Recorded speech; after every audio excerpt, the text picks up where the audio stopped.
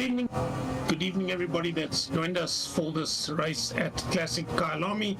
Great circuit in the day, one loved by even many of the Formula One drivers because of the natural flow and the elevation change. So I think we're in for a night's good racing. And hello again from myself. Myself was muted there, so apologies for that. So nice introduction by Sean. Thank you, Sean. We're going to just have a quick look at our schedule. The drivers are now in qualifying, so we'll jump straight to qualifying in a moment.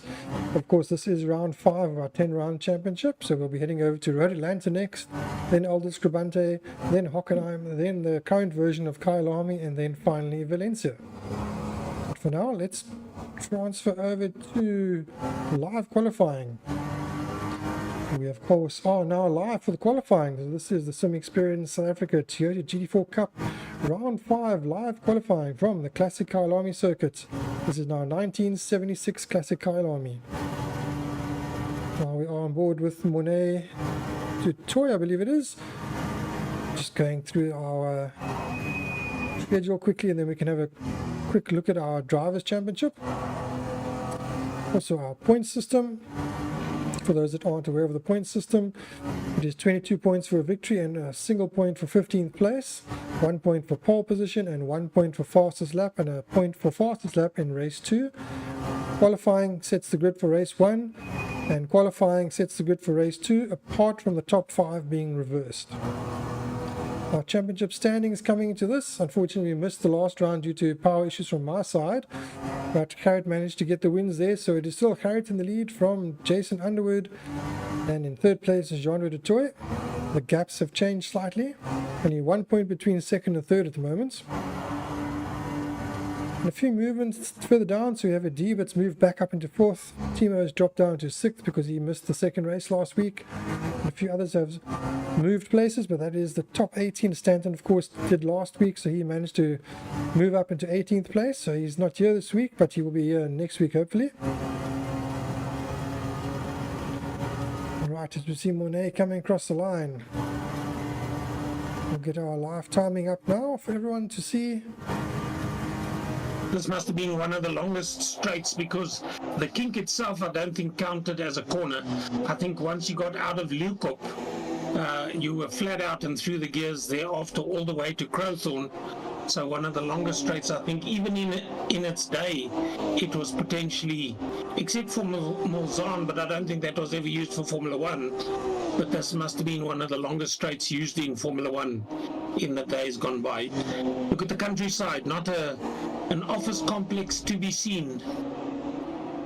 Yeah, absolutely fantastic circuit. Yeah. It's fast and flowing. All the old circuits seem to be like that, and obviously for safety reasons they've slowly dialed it back. As the technology improves, they've got to slow the circuits down, add chicanes, take all the fun away from the drivers. At least the drivers live to fight another day. I'll wait for them to actually cross the finish line and then take them through the corners as they were back then, and just explain the circuit and why it was so well loved.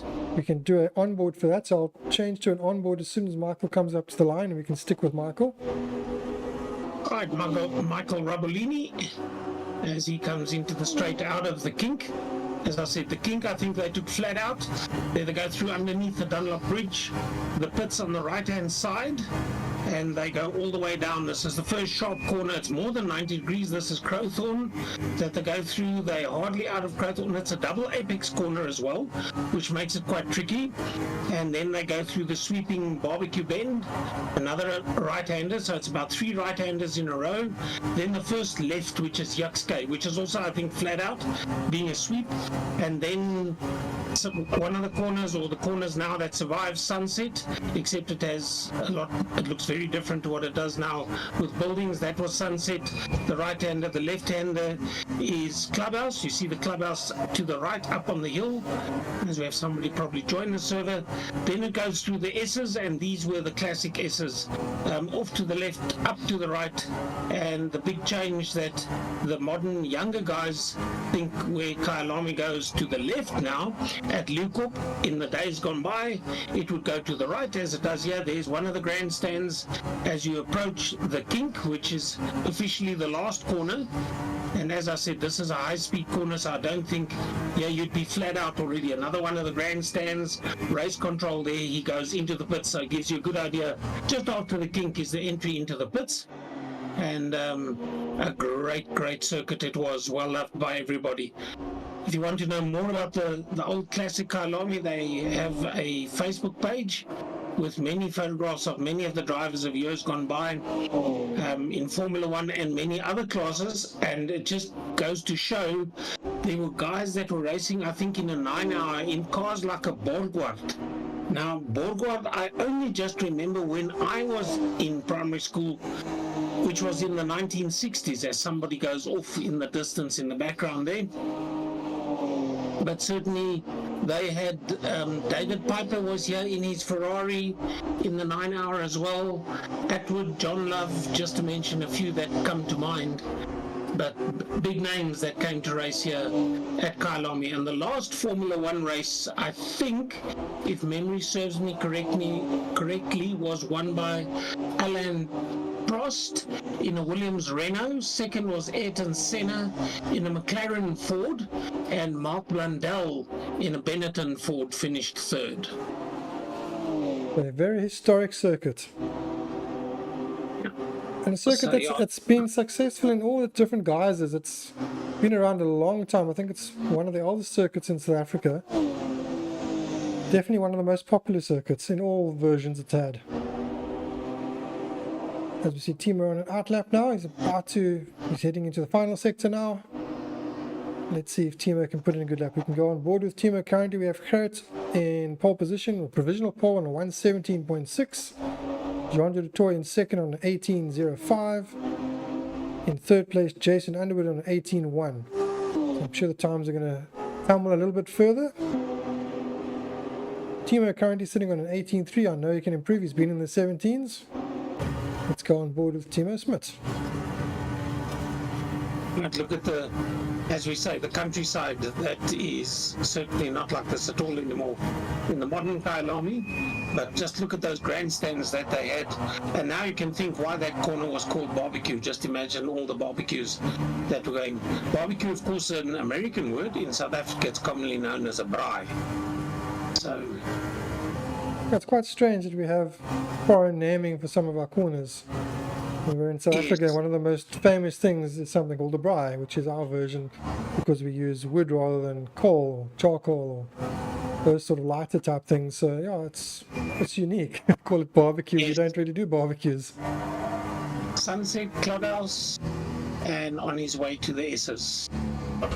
The S's are quite tricky because I'm not sure what the clubhouse, what the S's were like back in the day, but I think they've been redone now.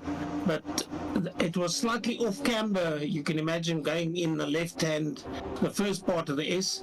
Now that sweep there, the modern circuit had the tower where I started my commentating career from, which certainly it joins part what's called sunset. And if you ever race at Kyalami, you'll realize why it's called sunset. In the late afternoon, you're directly looking into the sun. So the tower that I started from, being a junior commentator, you had to climb the steps, and they're vertical steps with one of those safety rings around you, so that if you were to fall down, you stick your arms out and hopefully you'd be catching yourself. With my body mass, that would be quite a challenge. There's Harvey Goos. Very wide in turn one there. Yeah. So staying out of the way, I think, at this stage of the car behind him. Harvey knows this track like the back of his hand in real life. Having raced here so many times in the Formula V, sorry. Yeah. And I think with only, 8 or 9 corners, does the king count as a corner? I suppose it does. And Yoksko sweep, also a sweep corner nonetheless. It's an easy circuit to get accustomed to and to memorize, I think, as a driver. But I think to drive it well, there's the back end stepping out well. That's a nice power slide there. So Bookie's going to know that that's not the way to go through that corner. Certainly the approach speed for that corner was a little bit fast. Andre getting right to the edge of the circuit there, just keeping enough of his tyres on track though.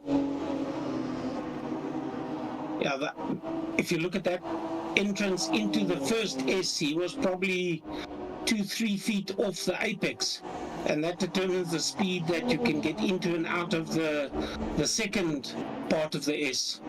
So, as we say, a flowing circuit, and as soon as you say that, then you've really got to get specifically where the corners are close to each other, like Sunset Clubhouse and the S's, and maybe even up the hill to Lukop. You've got to get your entry and exit out of those corners nice and smooth to guarantee that you get a good speed for the next part of the track. See, they missed the apex completely for that one. So I think they're going into the first part of the S a little bit fast, which means they missed the apex completely, and then it makes the second portion of the S a little bit more complicated. Driver that I'm actually quite impressed with by looking at the times coming into the official qualifying is Monet du Toit. Now, Monet's been struggling with this car a little bit. He sort of finds himself in the back half of the grid most of the time, but he's actually been in the top 10 in the times the last session or two before qualifying started. So maybe this track's just suiting him. Maybe he's found something with the car that's working. But currently sitting in 10th place, he was in 9th place in practice, official practice. So let's see if maybe he can improve and actually have his best result so far. Not like that. No. 3 minutes still to go in this qualifying session, so he'll have to get a hurry up if he's going to get another decent lap in, or maybe 2, because it's about 1:17 around this circuit. So it's a bit longer than it looks, but certainly a great circuit. And I'm sorry that I didn't ever even get to see the circuit. I would think it was changed by the day I moved to Gauteng. So it was there were 2 iterations of Kyalami in the days that I was living here, and they changed as I said, when they go up the hill, everything turns to the left now, whereas in the days gone by, this was a clockwise circuit. I'm not sure where Gerrit is. He is on track at the moment. I'd like to just see, because he is our pace set. He's on an out lap. I think we're going to just follow him for a lap. The time is running out. There's just under 2 minutes left. Let's see if he's going to obviously go for his last flying lap in a moment. Let's go on board and see how hard he can thrash this car. At Sunset Clubhouse, out of Clubhouse Corner, then into the S's, and see, he's right on the curbing there, and he rather gives up a little bit of the curbing on the second part of the S, but the entry into the first S, you've got to be right on the curbing for the apex, and once you're through the S's, then it'll be Lukop, top of the hill, and here you'll be accelerating all the way through the kink, which is what he's approaching now, and that's why I say I don't think that they even feather the throttle there. It's flat out going up the hill, and it crests over the top at the Dunlop Bridge, and it's straight all the way down to Crowthorne Corner. So Crowthorne will be hard on the brakes, and you stick to the right-hand part of the corner, leave it for quite a while, then drift out as he's done to the left, keep left, and then into the right again. He's missed the apex there for barbecue, and then it's through the Yuxkay sweep as well, and then he will be back to what we call Sunset. Interesting to note as well, watch through Clubhouse Bend. They used to have little fence posts and fencing to arrest the guys that, not arrest as in police arrest, to stop the momentum of cars. There's somebody gone off in front of him. But not a very safe thing those days. So Gerrit has abandoned that lap. But you'll see around the circuit fencing and short poles that used to catch the cars when they're there. You can see having just gone past it, which in its day proved to be, it was a good idea, I suppose, but not one that worked very well, and I think the guys got actually entangled in it. So I'm not sure if Genre is going to have this lap count. I'm not sure when he started it. He did start just in time. He's the last driver on a good flying lap. Once again, I noticed we have Jason Underwood in 3rd place. His customary 3rd place. As we've mocked Jason before, that when they reverse the grid, then he stays in 3rd and everything pivots about him. So he's actually been knocked down. It's going to be Neil Swartz in third. Nice for Neil. Now, Neil's been coming along. He's been putting in a lot of practice time. Nice to see the international flags waving on this grandstand because of the Formula One days. Of course, there were many competitors out of various countries that came to race here. And as I said before, Kyalami was well loved. Okay, we're going to jump to an ad break. We'll be back shortly for race 1. Stay with us. We'll be back now. Then.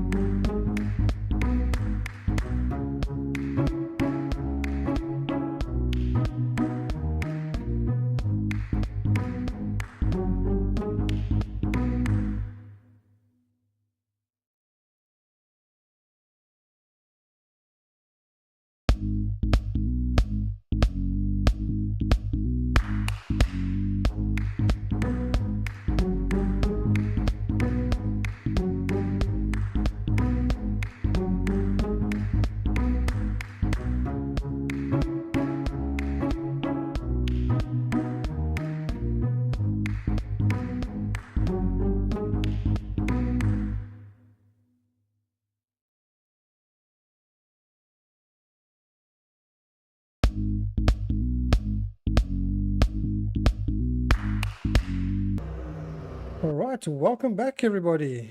You are now live for the Sim Experience South Africa Toyota GT4 Cup Round 5, coming to you live from the classic Kyalami, the 1976 Kyalami circuit. This is race 1, a 20-minute race. I'm your commentator Dennis Mitchell, and we are joined once again by Sean Woodgate. Good evening, Sean. Good evening, Dennis. Good evening, everybody, once again. Drivers will be heading out in a few seconds for their formation lap. So we just wait for the drivers to get going. Perhaps while we're waiting for them, I can just quickly show you the driver standings at the moment, which is Brad Bierkus in first from Jason Underwood, Jean-Ray du Toit, Edib Gemildian, Neil Swartz, Timo Smith, Picky Stander, Monet Deploy, Julian Brains, Dinesh Singh, Peter Murray, Jaden Harrison, Andre Hildebrandt, Donnie Stander, Michael Rabellini, Jeffrey Rouse, Donovan Tramark, and Stanton Augustus. Alright, let's have a look at our starting order. You'd like to perhaps call this out to us, Sean? It's not on the overlay. The overlay is not on the display that I have. Ah, there it comes now. The Flying Bumblebee in pole. It's Gerrit Bierkus. Jean-Ray du Toit 737 is second. Neil Swartz up into third, so he'll be in third for race 2 as well. I missed the others. I must go quicker. Picky Standard, Timo Smith, Monet du Toit, and Dinesh Singh. That's the top 8. We have a nice big field, I think, of 18 cars. Picky Standard, Timo Smith, Adib Gamaldin, Michael Rabellini, Monet du Toit, Andre Hildebrandt in 12th.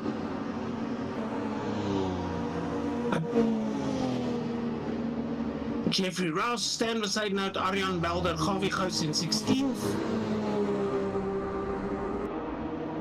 It's like now it's slowed down for you.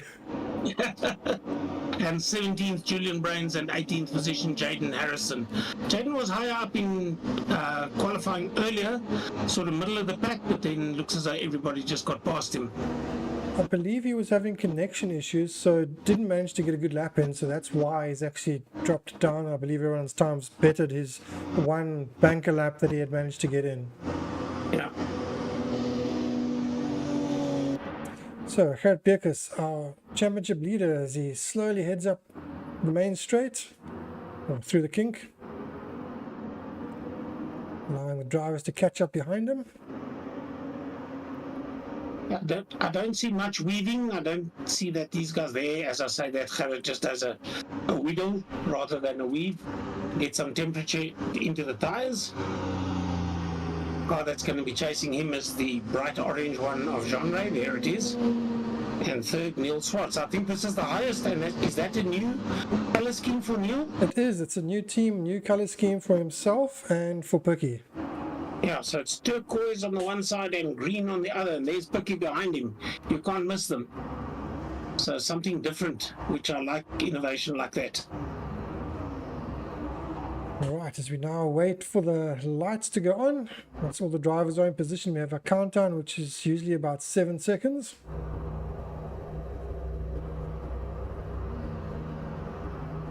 We wait with bated breath for that, so there we go, it was 8 seconds, now it counts down. 5, 4, 3, 2, 1, and we're away. The good thing about Kyalami Classic is that it's a long way to Crowthorne, so they've got time to sort each other out before they actually go into a very sharp bend. There you can see it, but look at the distance they have, and it's downhill, so it'll be heavy on the brakes for Crowthorne Corner, then Barbecue Bend. Oh, and it's Jean-Ray that's into the lead, so interesting that Gerrit left it out on the racing line, but he didn't get the flow through the corner, and a change already for the lead. Yeah, so change is happening, unexpected changes. Good to see that there's a bit of a change at the front, so it's I think going to be a bit of a fight. The lap times have been extremely close at the front. Also, another thing with these cars, sorry to butt in, is these cars do suffer from overheating brakes. If you sit behind someone too long, your brakes do start to fade. So you need to move over, get out into clean air, let the brakes cool down a bit. So that's something that Gerrit's not going to be used to.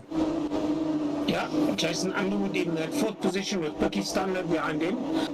Like the fact that there's Timo as well. We did say that Timo is probably the one being in P6 with the swap in the change of the first 5 in for the grid positions for race 2, he's going to stay in P6, whereas everybody else in front of him are going to swap around. But already you can see that it's a flowing circuit and the cars are fast. If you look how far the race leaders are in front of Morne du Toit, and Morne du Toit is in 9th position as they crest the hill after the start line under the Dunlop Bridge. And certainly a great circuit, also nice and wide, which makes the start, what shall I say, less congested and gives everybody a bit of space to sort things out. The Bumblebee is 0.9 of a second behind Jean-Ray du Toit. Jean-Ray du Toit, well, it's the first lap, so it'll obviously be the best, but we'll see what they like thereafter. The next will be flying laps, so they will definitely be quicker than the 1:24.86. So just having a look, the battles were on all over the show, and behind Neil is Jason, then it's Picky, that hasn't changed. Oh, there's a wide drift by Harvey. He's not getting Sunset Corner so well sorted as I think he would like to get it done.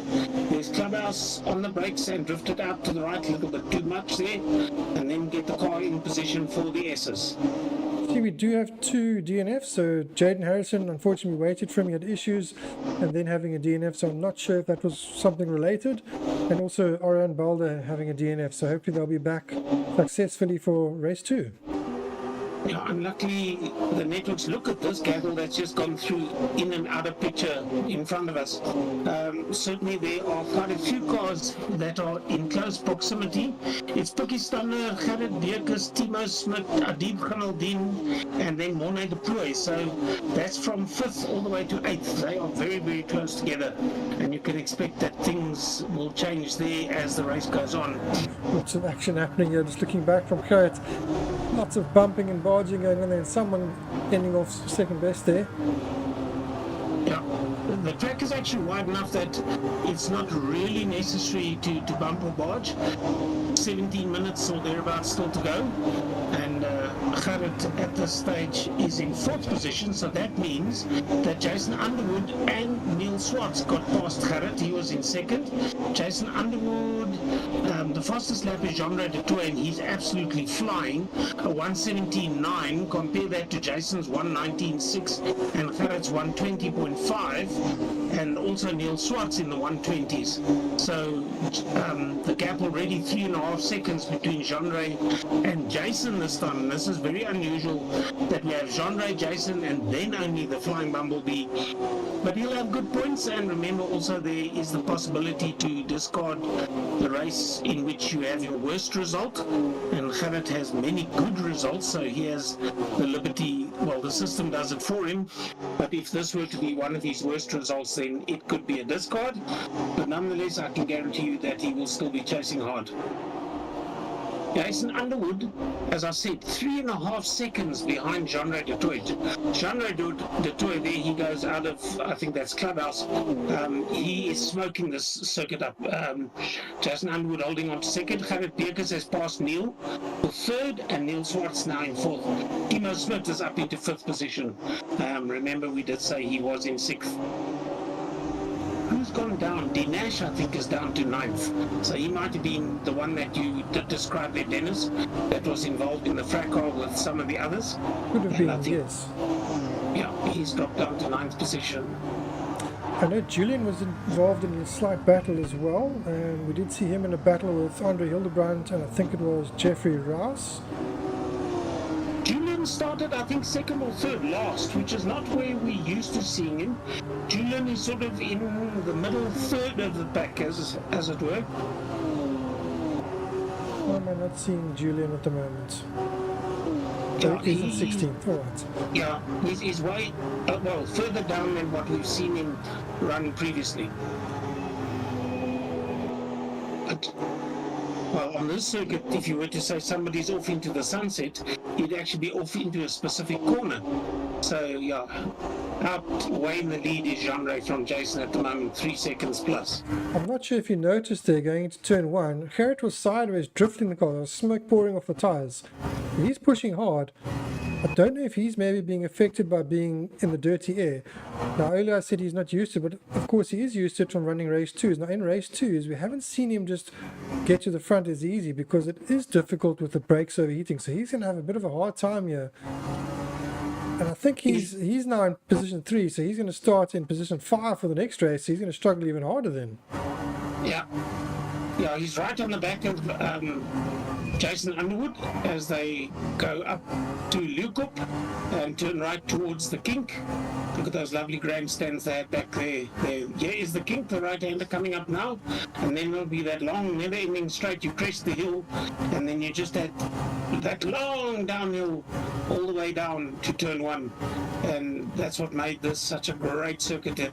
If you had a high-speed car, then the track was absolutely built to allow you to use all of the speed of the car. And just looking in the distance in front, the nice color schemes of Pakistander and Neil Swartz. I think Pakistander was possibly involved as well because he's down to 8th, unluckily. Mornay de Toy is at this stage in 12th position, which is also further down from what we saw them earlier in the race. But still in contention and at least having a good race for a change. He seems to have a bit of bad luck, but it looks like he's there. He's fighting with Jeffrey at the moment. Yeah, still 12 and a half minutes to go. And sorry, looking at the YouTube comments. Garrett only gets to on a Sunday if he wins. Certainly some of the drivers, and we really appreciate the fan clubs that do come and watch the stream. It makes it really worthwhile to know that we're doing this for somebody that appreciates it. So the more comments we see, the better. We really enjoy your presence. And this track, unluckily, as we did say, 2 DNFs, so we've got Julian Brains running back of the field at the moment. And if you look at his last lap, a 123, Harvey a 133, so you would expect him to be passing Harvey sometime soon.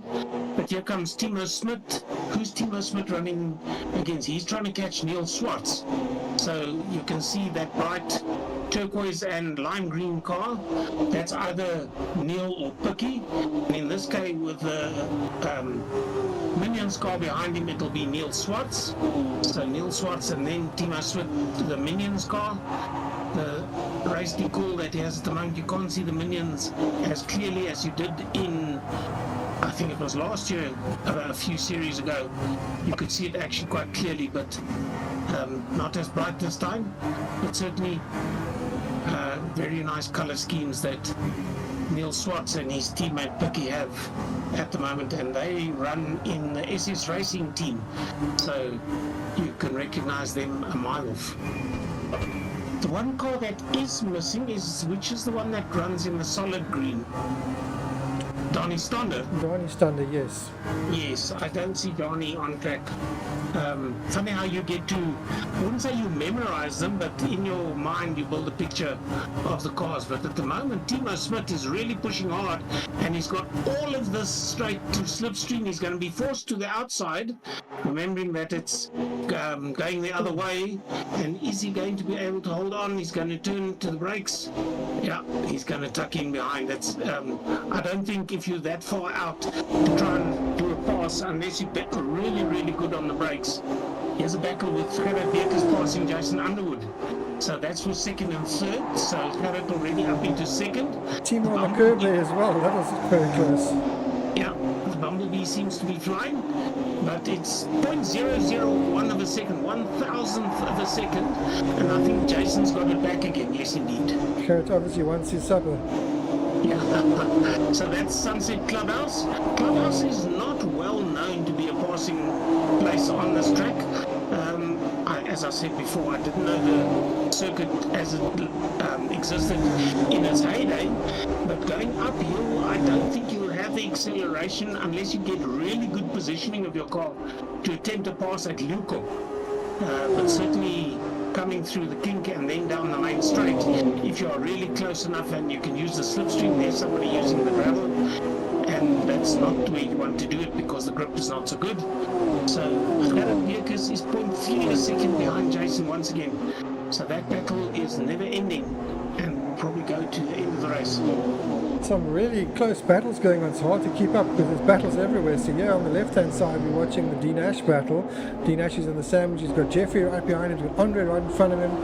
On the right hand side we're watching, I believe it's Picky Stander who's trying to come through on Mornay Deploy. Right ahead of them there's Kimo Smith and Tadeeb Chameleon. So lots of battles happening. Yeah, if you look at the lap scoring monitors where the gaps are sort of less than half a second, then it's Gerrit Beekers 0.1 something of a second behind Jason, 0.4 of a second Timo Smit is behind Neil Swartz, Adib is only 0.8 of a second behind Timo Smit, 0.4 of a second that Picky is behind Mornay. If you go further down, Dinash is 0.9 of a second behind Andre Hildebrand, Jeffrey Rouse is right behind Dinash Singh by 0.3 of a second, and that's about it as far as the battles are concerned, and those are the ones that Dennis mentioned. They're just having flashed by on the right is one of those catch fences that, as I said, might have been a good idea at the time, but I think it proved to be not such a good idea, and they disappeared very quickly. They came out with straw bales as well. Also not a good idea because straw burns. But yes, if you look at where we are nowadays with safety of cars and the way that Armcos are built and the cars are built, then they certainly have used all those incidents and improved the safety of the drivers. Here, these three drivers, in my opinion, are equidistant, and there's no challenge going to be coming anytime soon. They're not close enough really to make a lunge up on the inside. Although, as I say that, Dinash, is he going to try and do something up on the inside? No, it's just not going to happen there. So it is closer than what it was, but not as close as what it should be to make the pass work. 7 minutes and a bit to go. So lots of battles still everywhere. We're trying to focus on all of them. I see there's a really close one up front with Timo as well. Nice three-way battle here. This is quite insanely close. Yeah, Neil, Timo and Adib. Those three are very, very... There's Neil's car, you can't miss it. And then behind him is Timo Smit in the Minions car and Adib Kamaldeen in the Sim Experience SA car. So the guy that's in the middle, he's got to attack and defend is Neil Swartz. And it's his view looking backwards that you see.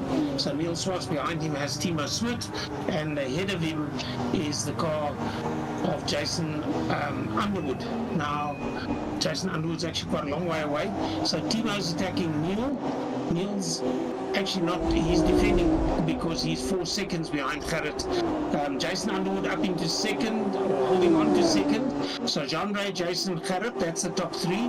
But Gerrit only a third of a second behind Jason Underwood. So something could and might still happen. That's the two of them there.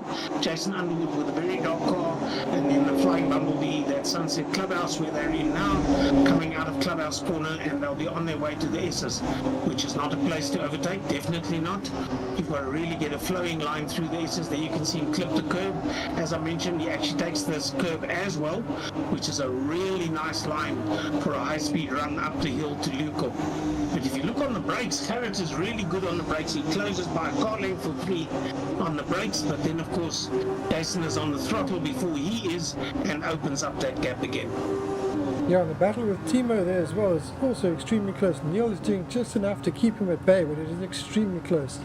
Something that has been pointed out is these cars don't seem to have much of an effect in the slipstream. It seems there is a slight effect, but not much, as we see Gerrit slowly closing in, but just not enough to...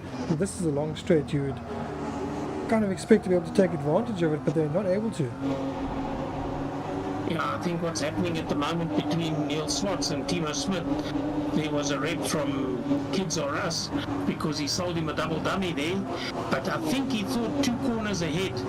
But now again he's on the outside. If he can hold it on the outside, then he's going to do well, and he's done so. So Timo has passed Neil Swartz for 4th position. And Dinash also managing to get past Andre Hildebrand. Right, as they go through Sunset and approach Clubhouse Corner, these three are very close together. Totally missing the apex there. So I think that's because of there's sometimes just the red mist makes you also missing the apex there. Getting it right for the second part of the S, but the quicker run is actually to get the first part of the S, hug it nice and tight. But at this stage, Timo Smit just ahead of Neil Swartz, and Neil Swartz is not letting him get away. It's about 0.3 of a second, and once again, it's going to be that long Kyalami straight. If he can get into the Kyalami straight ahead of him. But as you say, the slipstreaming doesn't have an effect here. So that means he can actually just run his normal racing line if the guy behind him isn't close enough to lunge up on the inside. 3 and a bit minutes to go. 3 minutes 50 or thereabouts. So yeah, there's the Minions car in the lead from Neil Swartz and Adib Khaldin right behind him. So that 3-car battle is quite a busy one. And we did see at the last meeting as well that Adib seems to preserve his car while he comes on strong towards the end of the race, and while the other tyres are presumably going off, his seem to be lasting. So maybe he's driving the car in a manner that's preserving it a bit better. Let's see if he can take advantage of it. Maybe he can pick off a car or two.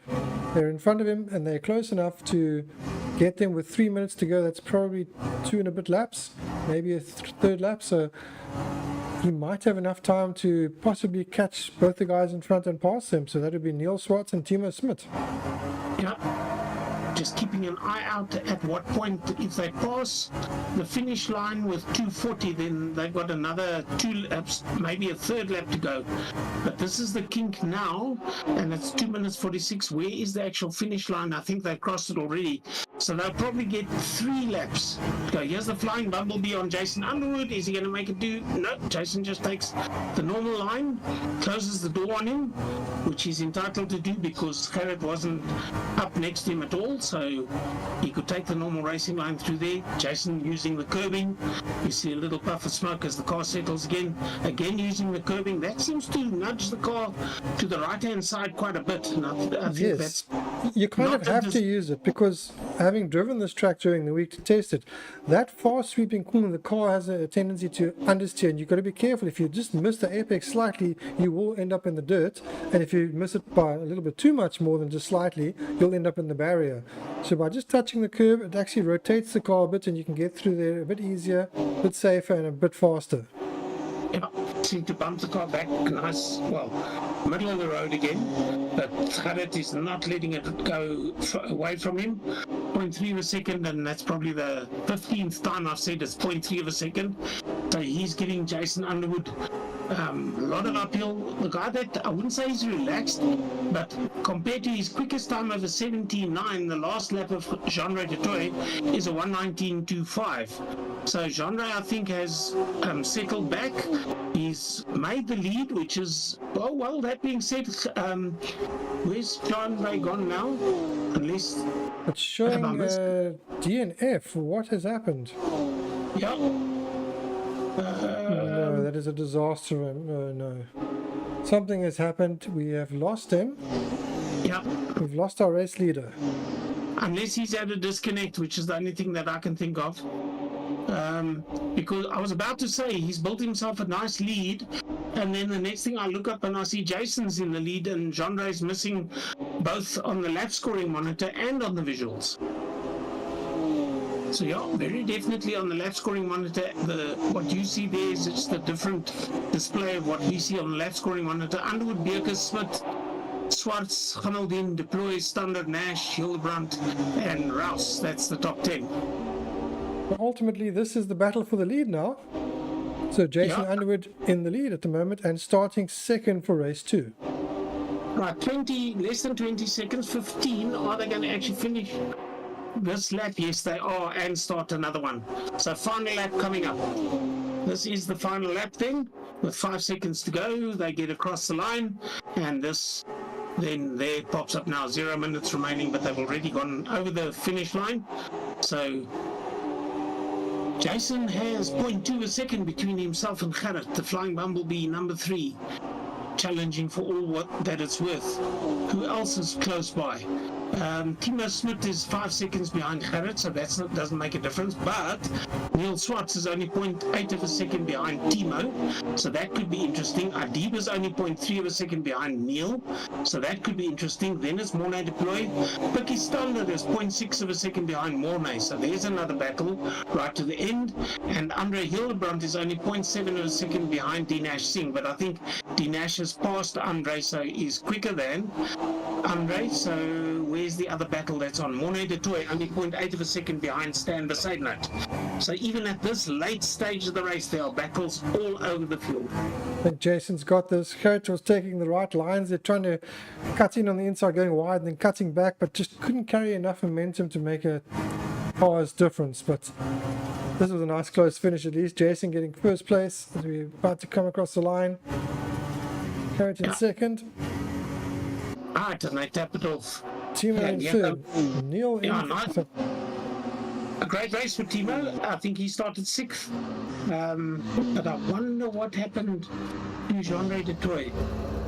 He does get the point for the fastest lap because by far it is the fastest lap of anybody in this race, but certainly not the way that he would have liked to have it finish.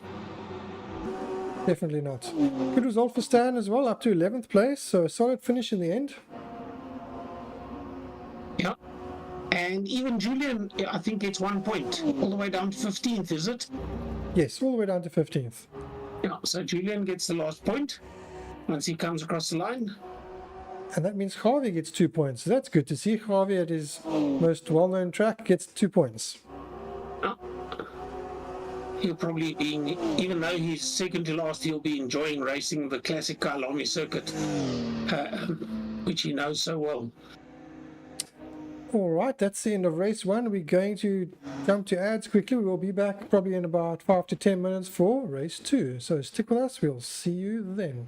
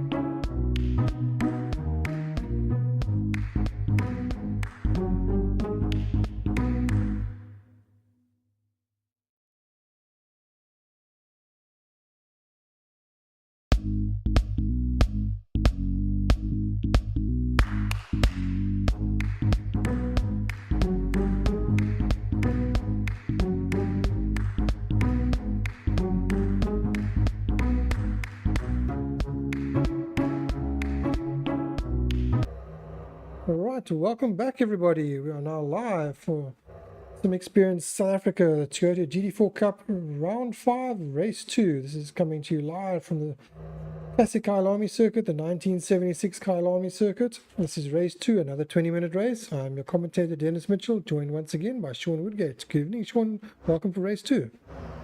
Thanks, Dennis, and a lot of fun. Bit of bad luck for some in race 1, but I think we're going to have a lot of fun again in race 2. Yeah, unfortunately, Jean-Louis Toy having internet issues, but he has rejoined, so looks like the issue has been resolved, thankfully. All right, so we can have a look at our grid now. Perhaps you want to call us through the grid, Sean. I'll try and do it a bit quicker this time. Right, Pakistanda, Jason Underwood, Neil Swartz, Jean-Louis Toy.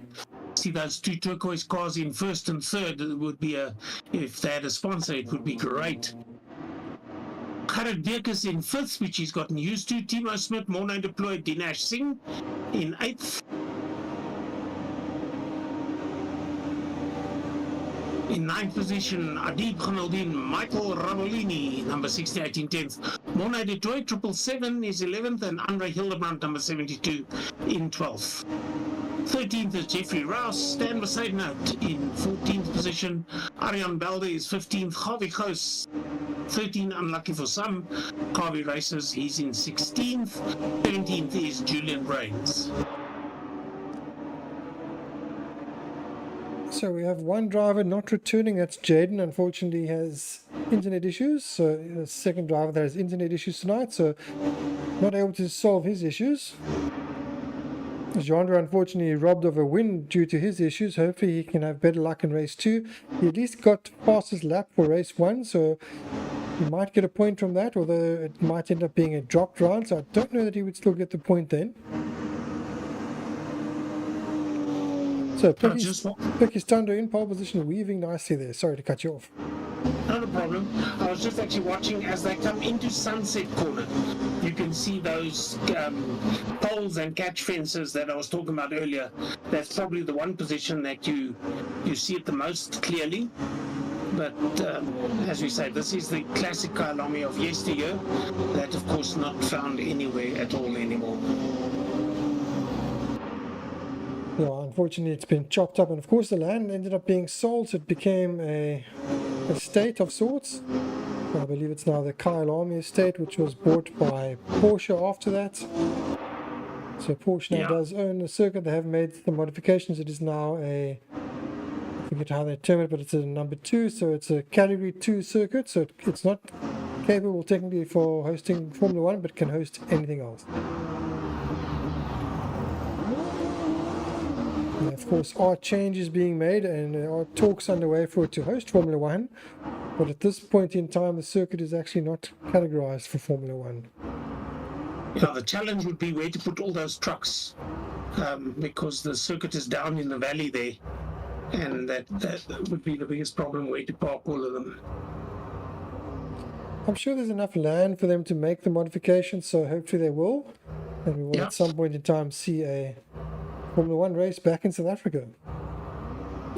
5 seconds to go. 3, 2, 1. And we're away as the fronts of the cars all lift up as the rear end squats down. Let's see who's going to get away. Genre seems to have got a good start, but I think, which car is it of the dark cars? Is it Gerrit Beekes that is into the lead? Potentially, let's wait until, is it Jason? Jason in the lead, yeah. Jason again. Gerrit is in, that's difficult, 1, 2, 3, 4, 5th position, now into 4th. So, Gerrit into 4th, Genre is in 5th. So he's just going to slot in front of Timo, but all very close. Nice, the fact that this is such a wide circuit is that Genre is not going to stay there for long, but Gerrit, I think, shuts the door in front of him, and they're going to be fighting each other. This is through Sunset. Oh, there goes Genre. He got a good drive there. Yeah. He's on the outside of Clubhouse Corner, though, which is not so great. because with Gerrit in front of him, Gerrit's probably going to get a better line into the first S. They tuck in line astern. There they just sort of miss the apex, miss this one. They actually get and actually go over the apex, the curbing, but not too bad an idea to do that. But the car's nice line astern, and Pakistan and Neil Swartz behind each other, and unluckily they behind Jason, but certainly painting a pretty picture as they come down the straight in that turquoise and lime green. We have a DNF for Monet du Tour. So unfortunately something's happened to Monet. I'm not sure what. I'm sorry It's to not see very, Monet. not nice to see at all at any stage of the race by anybody. So Jason Underwood by 3/4 of a second leads, and Pakistan and Neil Swartz right there behind him. Gerrit Beukes will be trying to catch, as also will Jean-Ray de Toy in the bright orange car. Timo Smith in the Minions Racing car number 6, holding on to 6 for now. Doesn't seem to be anybody challenging for position at all in those positions at the moment. So everybody just holding on to what they've got. At this stage, Gerrit in the Bumblebee in 4th position will like the points, but Jean-Ray is certainly in 5th position right there with Gerrit. Clubhouse is not the place to do it, and he'll just stick in behind him again. I see they put some tar to the exit of Clubhouse corner because the cars were running, I think, into the gravel.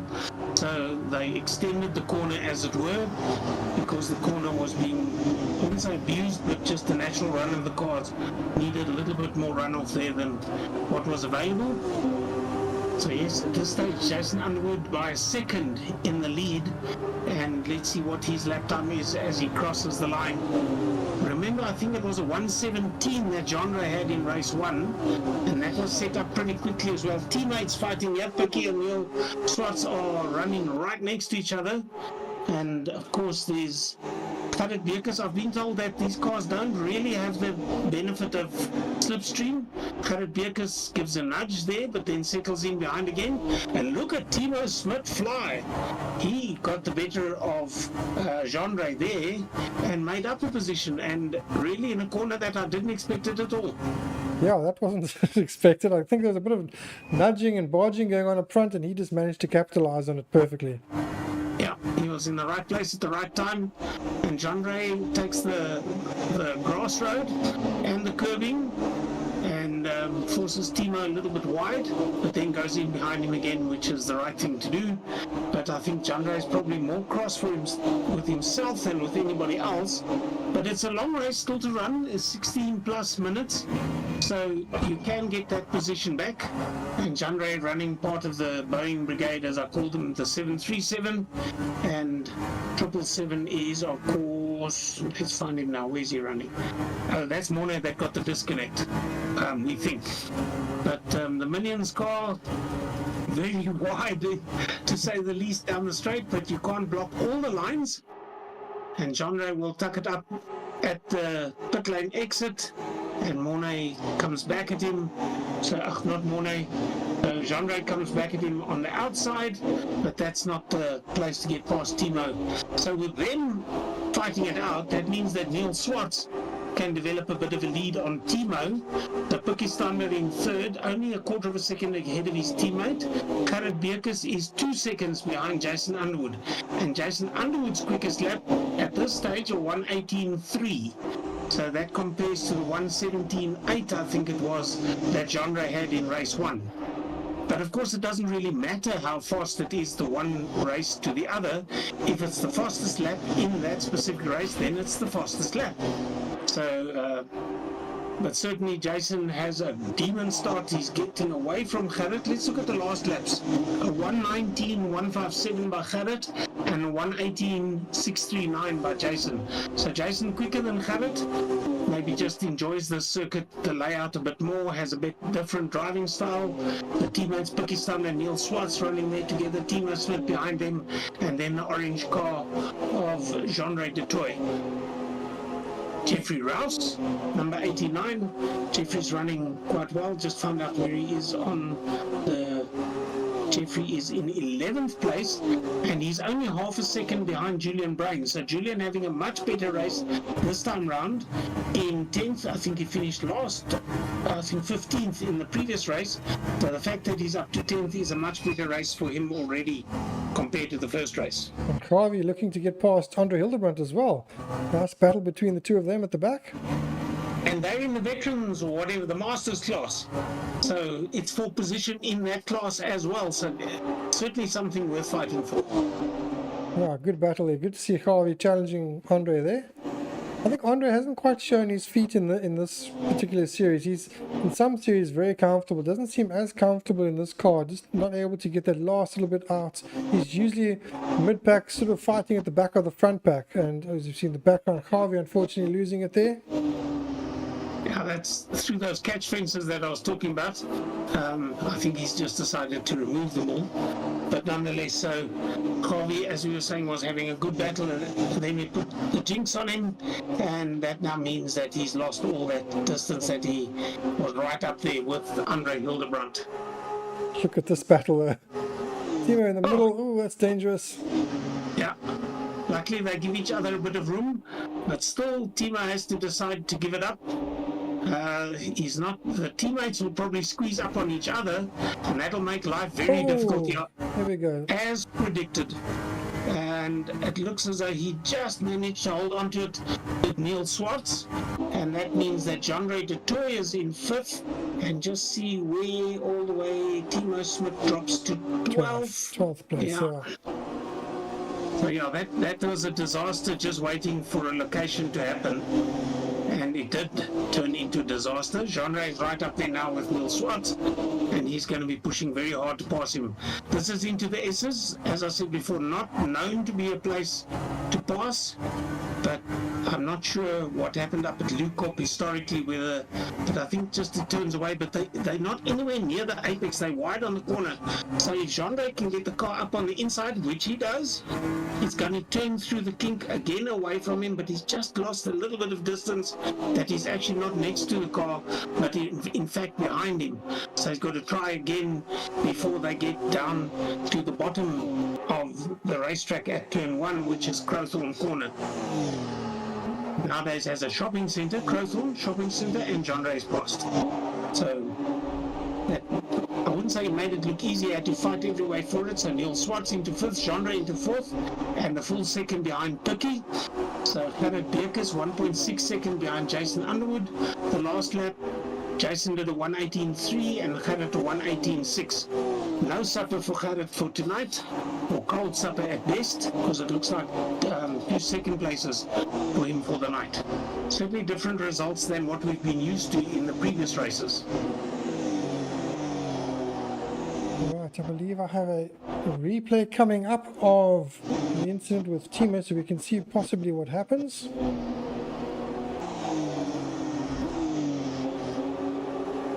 Right, let's see what happens. So Timo was in the middle. Maybe 2 drivers here.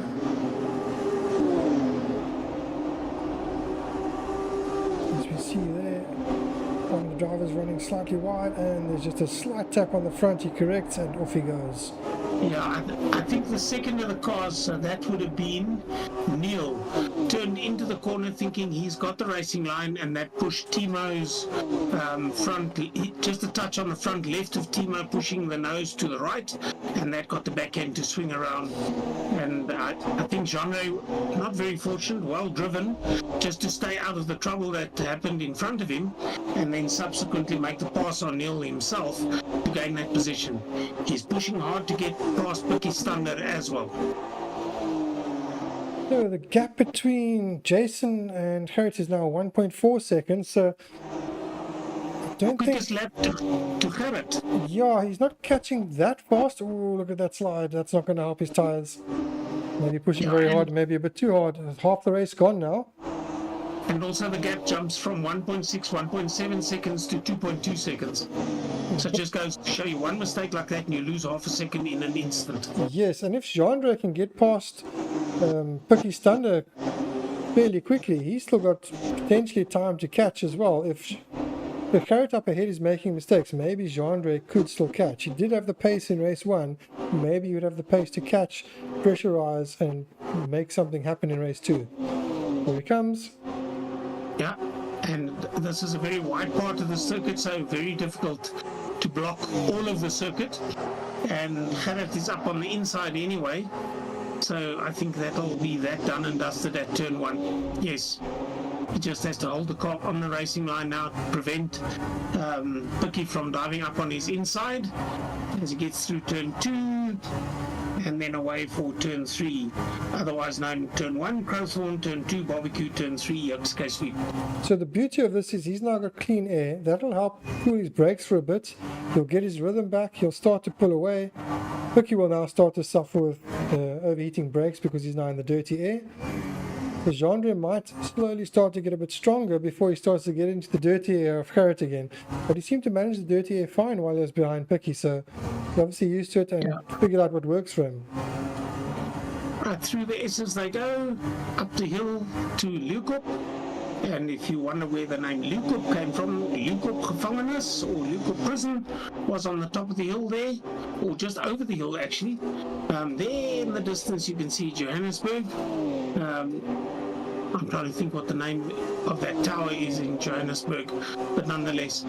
So here's the straight once again, and Gendre, now that he comes in clean air, he is 3.25 seconds behind Gerrit Beekes, and Gerrit in turn is 2.25 seconds behind Jason Underwood. So that's increased. I think due to that big slide he had, because he was 1.4 at that point, and now it's a second he's basically lost. Yes. So Gerrit has to keep it smooth and hold on to that second position, because any more mistakes like that and Gendre will be a lot bigger in his rearview mirrors than what he is at present. Nice to see again the cars of Picky and Neil. They're right there with each other, and what a picture they do make. Jeffrey Rouse with the Sim Experience SAB team is running very well, number 89, and he's in 11th place. His best lap time, or last lap, of 121.3. His best lap of 119.6, so 2 seconds odd or thereabouts, 1.5 seconds slower than his best, but certainly going well. And he's in a battle behind 3 cars, so if he can catch Michael Rabolini ahead of him, it's only 0.9 of a second, then it's 0.7 of a second between Michael Rabolini and Julian Brains. Well, Julian in 9th means that he's actually gotten past Michael Rabolini, who's in 10th at the moment. So this is a battle that Jeffrey could concentrate on and potentially gain another position on the circuit. Yeah, so Jeffrey's watching a battle in front of him that's he was part of, and they're slowly easing away from him at the moment. Yeah, he's 2.2 seconds ahead of Andre Hildebrand. So I don't think Andre's going to be up to him anytime soon. Let's have a look again. Jeffrey, 1.1 seconds now behind Michael Rabolini. So it looks as though they are getting... Michael Rabolini is pushing Julian Brains. That's staying at about 0.3 of a second. So certainly Julian Brains knows that he will have to defend that 9th position. And how far is D-Nash? No, D-Nash is 8 seconds ahead of Julian, so no challenge there. Whatever further back, Neil Swartz only 0.2 of a second behind Picky Standard. So those are the teammates that are fighting for position. If you look the line through that Sunset and then Clubhouse, and very hugging the apex, and again the apex. So that's actually a little bit too much, and the back end steps out, and in having to catch the back end you're going to lose a little bit of time. And look at the distance over that rear wing that you can see that he lost. Hit the barrier rather hard there. Yeah, it looks like he's actually battling to keep control of the rear end of that car at the moment. Is that Michael Rabolini? Yeah. And as a result, Jeffrey's now come back into play. So now Michael has fallen back into Jeffrey's hands, and Julian has been released a bit. Yeah, so Julian can, well, we say at least flex the fingers, and he has a very long straight that you can actually potentially even take one hand off the steering wheel and flex the fingers. Look at these teammates. Neil Swartz, Picky Standard are at each other's throats. The fact that they are teammates I don't think counts for much at this stage. They are friends off the track, but certainly on the track. And Picky Standard is the number 27 car. Neil Swartz is the number 32 car. And at this stage, very close racing. What a picture they make. And in the background Certainly. you see Adib making a slight mistake heading onto the sand, but not losing too much time. Yeah, he's about a second adrift of them, so anything can happen still. We've got 4 minutes 20 to go, depending where the race leader is just before the clock runs out. Of course, we could have another lap, and just trying to have a look now. That Genre in third is a very isolated third. It's 4 seconds behind Gerrit Beekers, but Gerrit is now only 1.9 seconds behind Jason. If we look at the last laps, Gerrit ran a 1:19.1. Well, that's almost identical to the one that Jason ran. So a 1.9 second varies depending who's where. 1.9 to 2.1 seconds between Jason Underwood and Gerrit Beekers, the flying bumblebee, for first and second. Car number 3 is, of course, Gerrit Beekers, and he's pushing Jason, who's the car in front of him. So that's first and second that you see through Sunset Corner now. Just to cover the dominance of Gerrit, this would be his worst meeting to have 2 second places. I mean, how terrible. And that's his worst meeting. That's just how dominant he is in this championship at the moment. Every single meeting he's had at least 1 win. And he's got the fastest lap in one of those second places of this meeting. Yes. So yeah, Genre 4 seconds behind. Gerrit Beekers holding on to that. He might, well, as you say, I said earlier, the system sort of gets, once enough races are run, it discards the worst result. And as you say, you wonder whether he would want to discard this because it has a bonus point attached to it, which is always worthwhile to keep. And you're not sure whether you keep the bonus point and discard the 2 results. But a great race that Gerrit is having, even though by his standards it's 2 second places, but if one considers where he comes from, then the 2 second places are really good. Who's this Adib that's now harassing Picky? Yeah, so Adib harassing Picky as they come from the far end of the track back to this part of the track again, which is, shall I say, the existing portion of the circuit. And this battle as well, there's a 3-way battle there, there's another 3-way battle here. Right, so Michael Rabolini just ahead of Andre Hildebrand, who's Jeffrey Rouse is 1.3 seconds behind him. Andre hits the barrier there as he ran just a little too wide. That was what I was saying before. That's the corner you understeer. If you don't hug the inside, you understeer slightly, and especially when you're behind someone losing a bit of downforce, you just run a little bit extra, hit the dirt, and you hit the barrier like he did. Thankfully, it looks like he's managed to carry on. Yeah.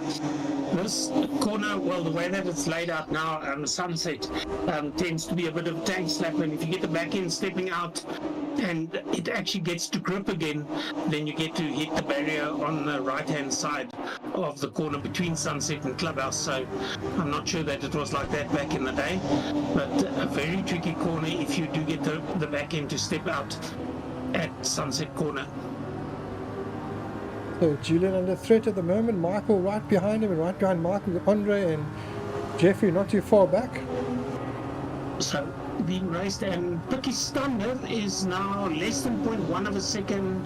Well, he's just taken, as I was about to give you the gap, Picky took Adib and Adib took Picky right back again. So that's a battle that's happening. It's a double change within 2 seconds. And Michael up inside of Julian, and Andre looking up as well. Gonna slip there now. Julian defends. Yeah, so Julian's holding on for dear life, trying to attack in front of him, but it looks as though he's got to really fight hard with that number 40 car, with everything that's happening around him. So Andre looking hard to get away past you, trying the different lines, going wide, then going tight. And Julian doing the opposite, defending, getting sideways there. Now that was the portion of the track that I said, let's see what they do going into the S here. They're not quite on the apex, but yeah, they are. You can see they use the right onto the curbing there, then you drift out. You don't want to drift out so much because that barrier is right up against the track side. So if you drift a little bit too wide, then you are going to kiss the barrier, and that's not what you want to do as they approach the kink. Here's the battle that I was talking about. It is final lap as well, and it snuck up on us. we were having so much fun at the fair that we didn't notice. And I'm just trying to look where the race leader, he's about middle of the lap at the moment, is first and second. So that'll, I'm just wondering with 20 seconds gone, when they cross, so when they get to the finish line, this will be to complete the race. Yeah, they're still racing, so they are in the race. This is the last lap. Yeah. Yeah, that's through Clubhouse Corner and then into the S's, which drops away. They missed the apex. It looks like not everybody, but quite a few of the guys missed the apex of the first S and concentrate on making the apex of the second S. And up the hill to Lukop and through the kink. For the final time, at this stage, Gerrit Beek is behind by 0.4 of a second from Jason Underwood. Jason Underwood actually runs middle of the road. I don't think Gerrit is close enough even to think of challenging. Lights flashing. Jason's going to be so chuffed with this one. Gerrit gets us. Jean salvaging a third place. It was a good drive. Unfortunately, it's not the win that he would have liked. Yeah, here comes Neil Swartz, Adib.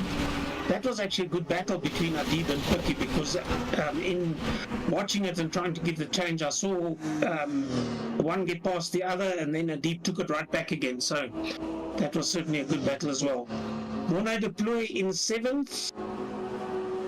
Dinesh Singh in 8th. Michael Rabellini in 9th. Julian Brains finishing 10th. Jeffrey Roust in 11th. Something happening out of sight was Andre Hildebrand made a mistake on the last lap and actually hit the barrier and lost the position to Jeffrey. So he was trying to get past Julian, just got on the curb, lost it, corrected, lost it even more. And that was the end of his race.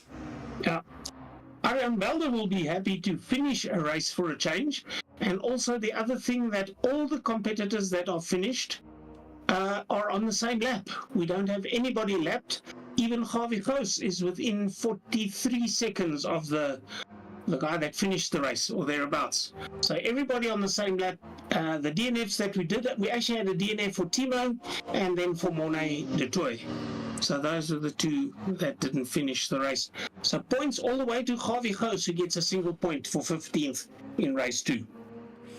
All right, well, that's the end of the races. So we're going to jump to an ad break where wait till the server lets us know the results combined, and then we'll have our top 3 drivers for the meeting join us in interviews. So we'll be back shortly. Until then.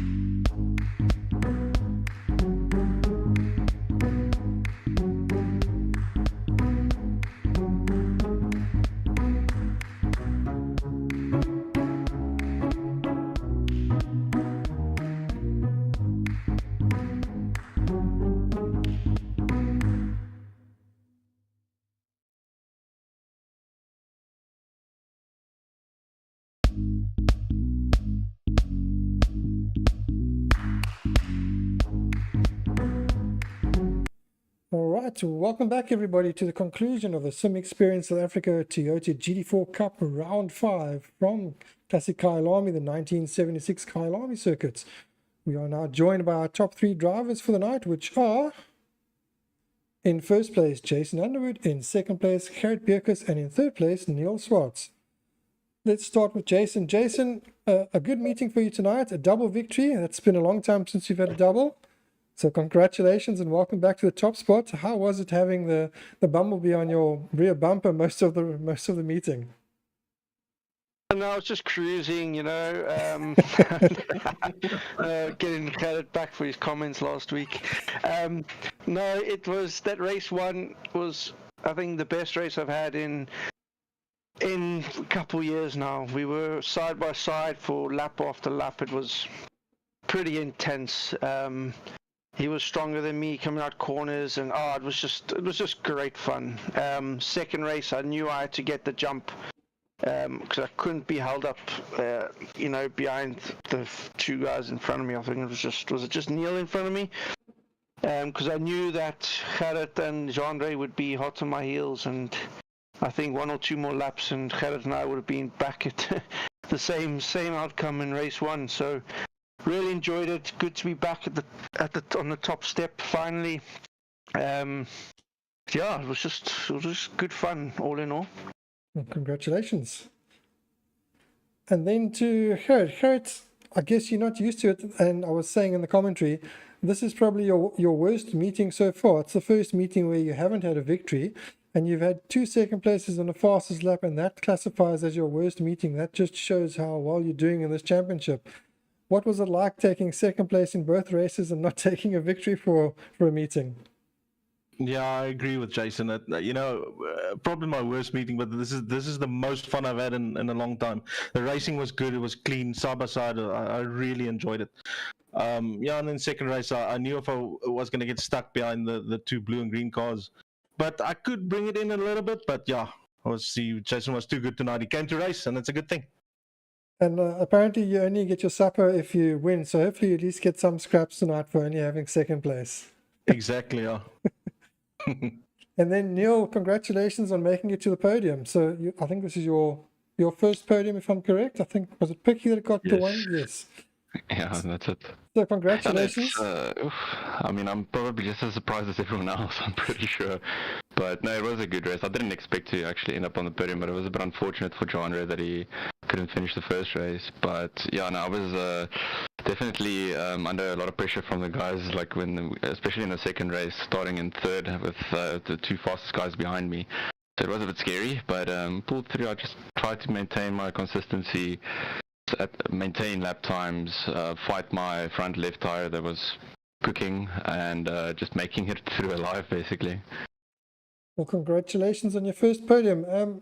Sean, would you like to ask the drivers any questions? I'll just ask Jason, you guys have been used to short, tight circuits with chicanes and the lap is over before you've even started. What's it like coming to a circuit like this, which has got nice flowing corners, no chicanes, and wide track that if you're in the right place, you can actually pass quite easily compared to the others? Yeah, Sean, it's one of those tracks where it's a nice, fast track, but also with these cars, the understeer is quite a bit. So the more you attack these fast sweeping bends, the more the front left got extremely hot and extremely hurt. So it was nice, something different, but also a little bit of tire management. The middle parts of the race was also very crucial. But it was good to get some top speed out of these cars. Much better than the short, tight, twisty things where I'm very slow at anyway. Thanks, Jason. Back to you, Dennis.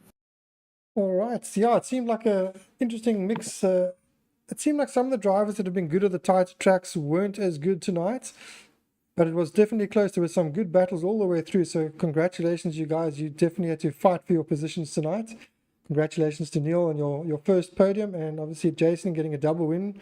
It's been a long time since you've been so fortunate. And Gerrit, unfortunate for you that you only had a double second place. But congratulations to our top 3 drivers. Thank you. I'm going to Appreciate say it. goodbye to you all and kick you all out. So I'm just going to drop you into the R Factor room. Cheers, everybody. Cheers, Sean. Yes, thank you. Bye bye.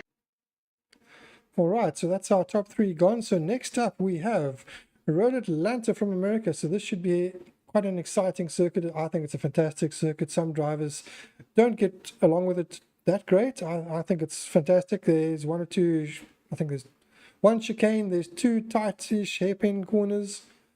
The rest of the track is pretty fast and flowing. There's lots of undulation as well, so it's interesting. There's quite a big crest. I think the second last corner, there's a big crest. As you come over that, the car can get light, so you've got to know the corner. You've got to take a nice tight line, straight line over the crest, otherwise you will lose the rear end of the car. I think it will make for good racing.